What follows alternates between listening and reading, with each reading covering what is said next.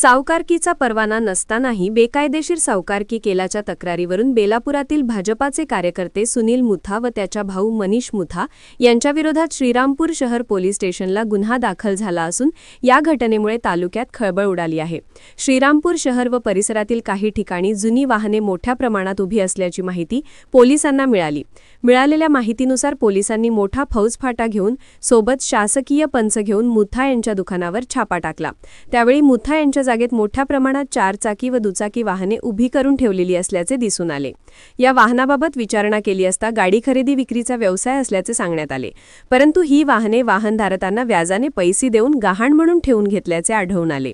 कसलाही सावकारीचा परवाना नसतानाही बेकायदेशीरपणे व्याजाने पैसे देऊन ही वाहने लावून घेतलेली असल्याने आढळून आले। वाहनधारकांना व्याजाने पैसे देऊन गहाण म्हणून ठेवलेली असल्याची माहिती मिळाल्यामुळे पोलिसांनी बेलापूर येथील संबंधित मुथा यांच्या वाहनतळावर अचानक तपासणी केली असता मोठ्या प्रमाणात चारचाकी वाहने व दुचाकी वाहने आढळून आली।